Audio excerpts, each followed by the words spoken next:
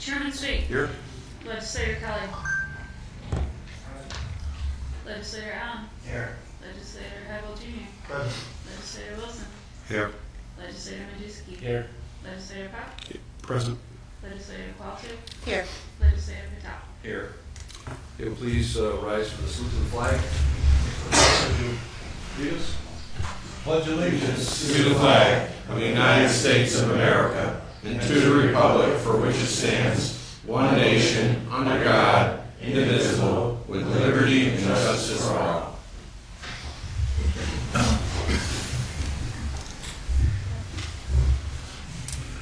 Okay, the purpose of this meeting is to designate a county executive. We have a resolution that will need a sponsor in a second.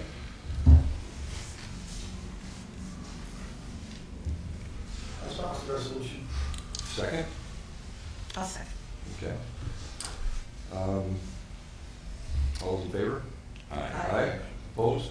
We No, we have to amend it. Oh, We're going to have to amend it, Brian. I thought we were adding. We don't have to add it. No, it should be Okay, on the okay, agenda. all right. All right, so we need to amend the resolution to add a name. And we want to add a name. I'll make a motion to amend the resolution to add Robert Patel to the amendment. Okay, I'll second. discussion? Go ahead. I have a lot to discuss. Go ahead. I really haven't had an opportunity to talk with any of you about this. It's bypassing me, whether purposely or whatever. But I got a lot on my mind, and I want you all to hear it. And first and foremost, I think it's incumbent upon this body to ensure the integrity of the upcoming election this fall by not giving a prospective candidate any kind of advantage by occupying the position for 5 months prior to the election in November. How can we do this? We already have a backup plan in place with an acting executive who has no interest in the position. Some opinions have already been offered on this subject in the court of public opinion by legislators by suggesting that it's too much for the acting exec in local newspapers. But this was never discussed among us as a body prior to offering that public opinion versus a small pocket of legislators that it was discussed with and who you'll likely see vote in favor of the name placed on the resolution tonight. This is my first opportunity to discuss it. And I think it's probably something that should have been discussed in detail by us in an executive session sometime prior to this meeting. We should have also called, I feel, Acting Executive Beck into one of these executive sessions that we never had, so we could all participate in developing an opinion on whether he can handle both positions for 7 months instead of the subset of legislators who the prospective appointee lobbied for their vote on this over the past several months, that everyone's known that Austin Fort was leaving this position. It's been common knowledge, and we're kidding ourselves if we don't know this. So, for probably the better part of a year. This action is also contrary and incongruent with similar actions and positions we've taken in the past 2 years when we lost legislator Isabel in January 22 and legislator Duchesne in January 23. In both of those instances, we decided as a body we'd let the upcoming November election decide rather than nominate someone and give them an advantage in that election. Some of you may say this is different. This is much more of an emergency. This is not an emergency. We have an acting executive, and all of our largest department heads have 7+ years or more of experience. And in reality, for those of you concerned about the budget, the treasurer does the budget. I've been closely tied to this for 7 of my years here. And the exec kind of runs interference and plays traffic cop between the department heads and the treasurer, trying to appease their interests and stay within the tax cap. This still can be done by the acting executive. Last year, we took 7 months to rethink the clerk of the legislature position, which really didn't change much after all that time taken.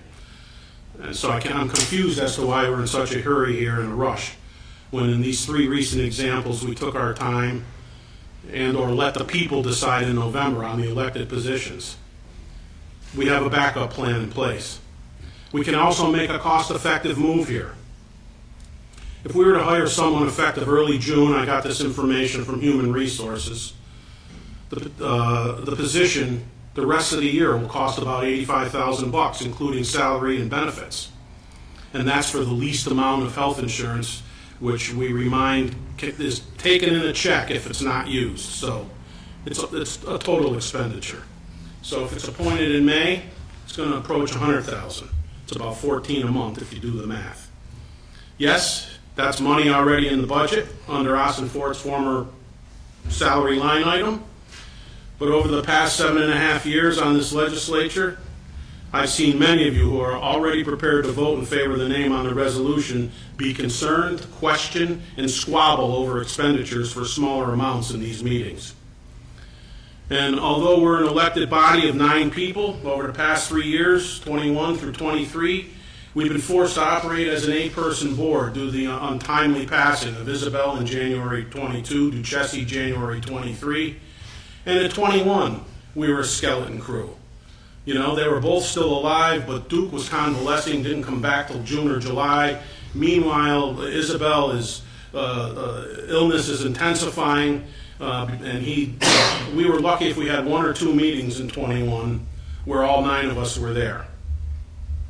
And, you know, I don't understand why we want to do this again to ourselves electively, no pun intended. I have some other questions. Do we know if our charter allows for a county executive to own and operate an existing business?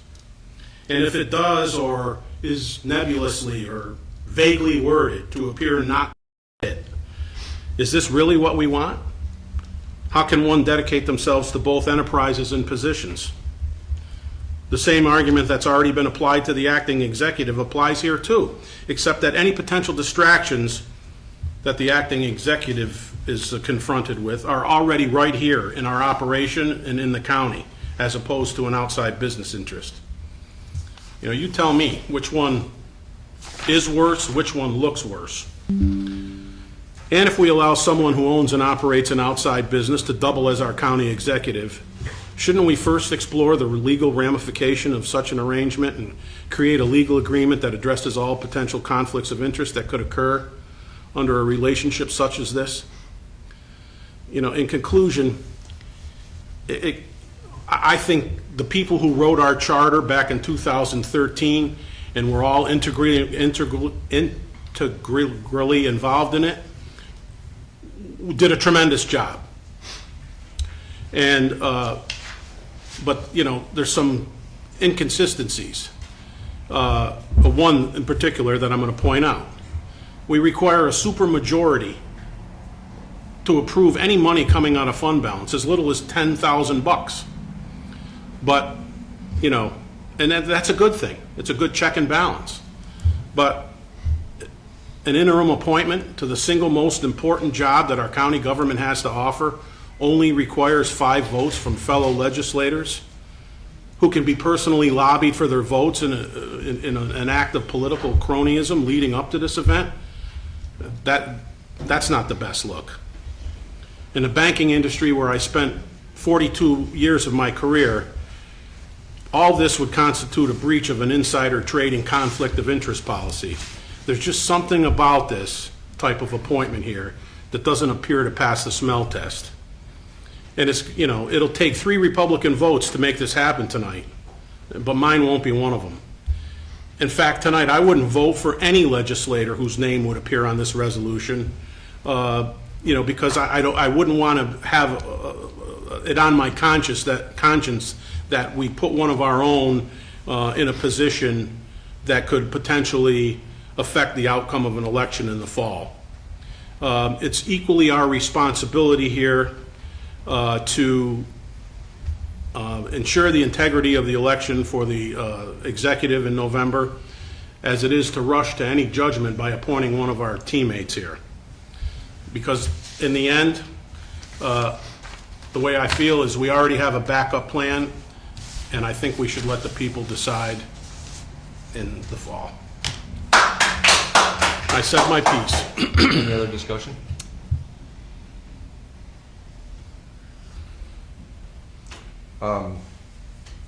You know, Mike, if you wanted to discuss this in executive session, you could have well asked for that.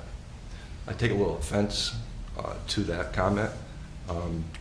I was hoping you did, because Well, I thought it was your responsibility. It's not my responsibility to do that. To engage all of us in that instead You're of one of nine. talking to pockets of You're one of people. 9, and you could have asked for it, and you didn't. And you had opportunities to talk to me we talked about other things. You know, Mike, I like to be upfront. I want to communicate everything. None of this ever came up. Okay. You know, there was opportunity, even for you to do one-on-one with me. Yeah, well, It's because you didn't need my vote, and that's the bottom line. And I understand the dynamics of what's going on and the fait accompli nature of this and the narrative that's been circulating around this place for the last 6 months. And I think there's something not quite right about it. That's all. So that's my opinion, and I know it's not going to change anybody else's who's got their mind made up, but I had to say what I had to say. Well, you have your right to your opinion, Yep. obviously. John? Go ahead. I think that we've done a lot with the charter. We've followed the charter for a lot this year and in the past years. I think this is one of the things with the charter missed the boat. I really do. I really think that maybe I think they thought that this would never happen. You know, the executive would be here for their full term. Maybe it would be maybe gone for a short period of time, and that we would have someone. Personally, I think that the charter should have said that the chairman of the legislature would take over that position.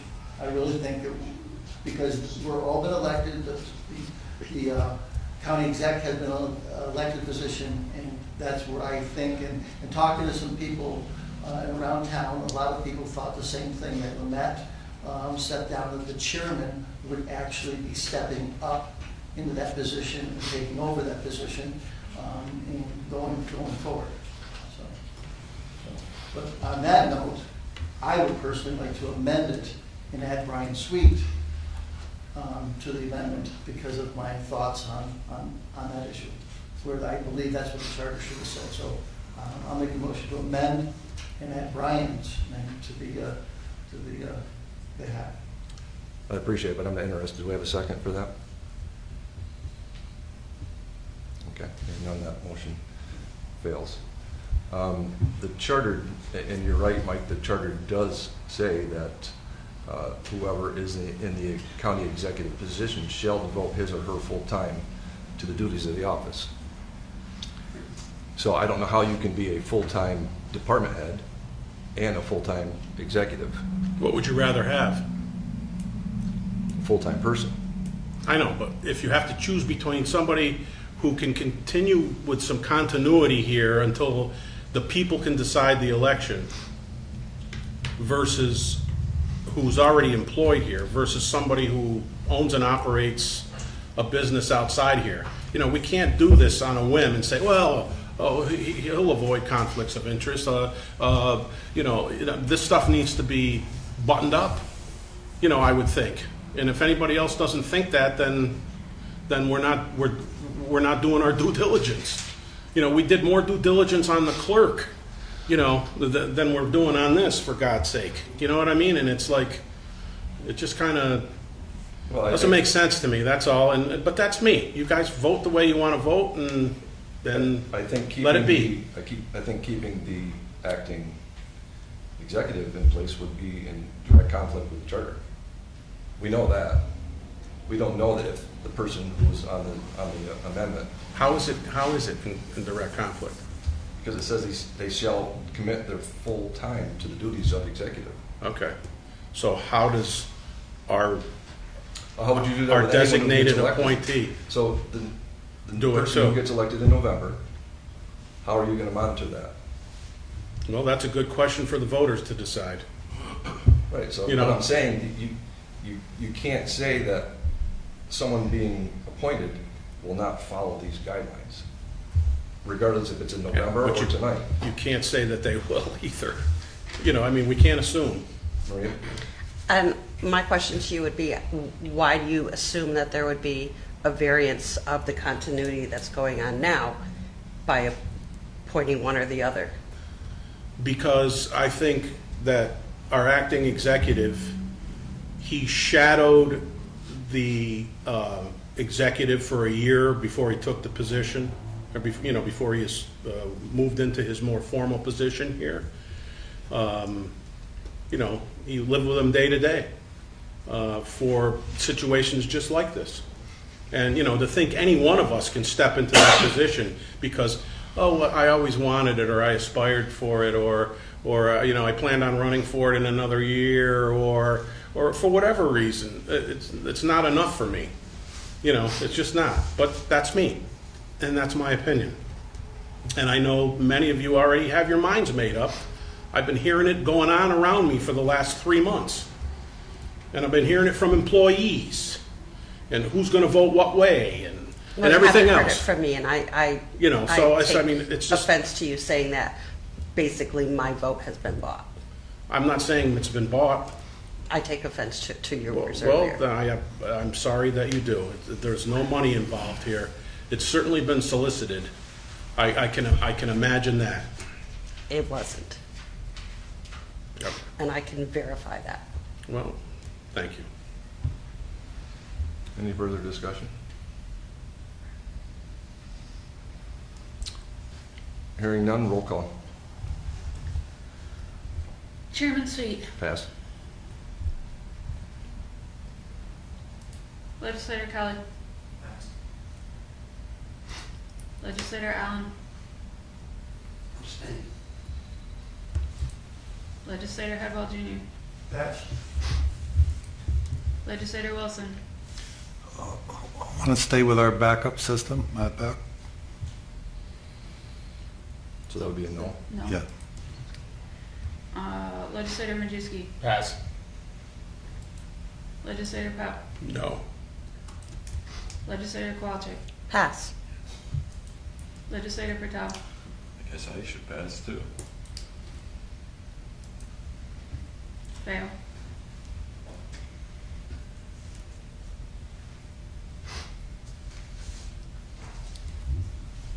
Don't you, when you pass, you go back again? Pass is not a no vote. Oh, you back go around. back around, Yeah. okay, I'm sorry, I did not. I have a question. Go ahead. I seem to be aware of something in our charter that's ethics policy that suggests that a candidate can't vote for themselves. Councilman? And I think a bunch of,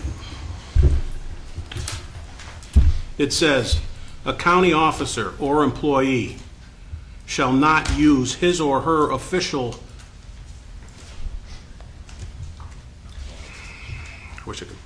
position, whoops.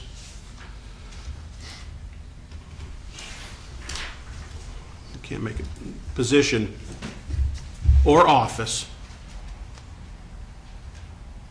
Sorry. Can't get this thing to blow up. Or take or fail to take any action in a manner which he, it, or she knows or has reason to know may result in a personal financial benefit to any of the following people, that county employee. I mean, maybe there's, I think 10 lawyers could look at this and come up, but you don't have to be a lawyer. Because I think the verbiage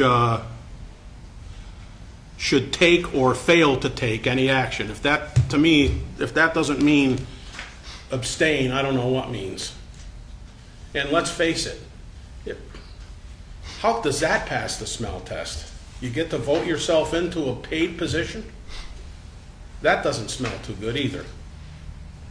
I mean, if I was on this ballot, I wouldn't want it if I had to do it on my own vote. Get in under the, under the wire with my own vote.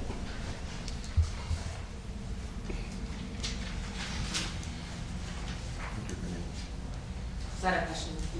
No, I made that statement, but I mean, that's what it reads, and that's ethics policy. So I don't know why we're soliciting a vote from somebody who should, you know, if you have to abstain from something because it's real estate related and you're in real estate, or it's electric related because it's an inspection on a college building, or it's because of a banking relationship and I worked at the bank, how can you not have to abstain for something where you're going to be appointed to a paid position?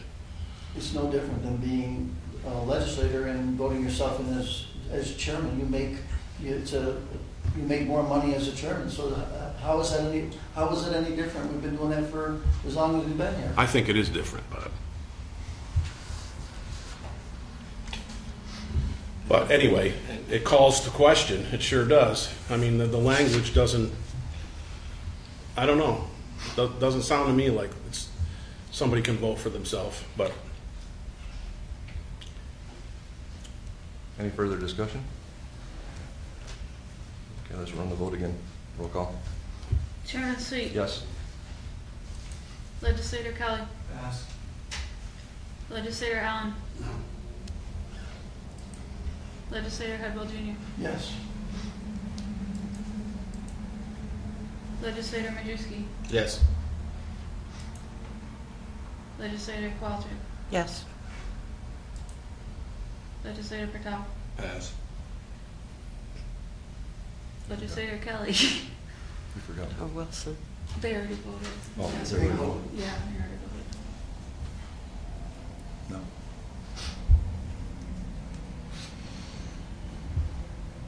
Legislator Kelly. No. Legislator Patel. Yes.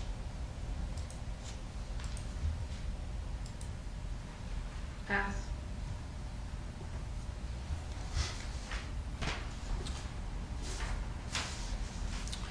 All right, anything under other? No, we got to. Oh, we have to, We have to vote on that. Oh, no, that was it. That was to amend. I'm sorry. That was to amend.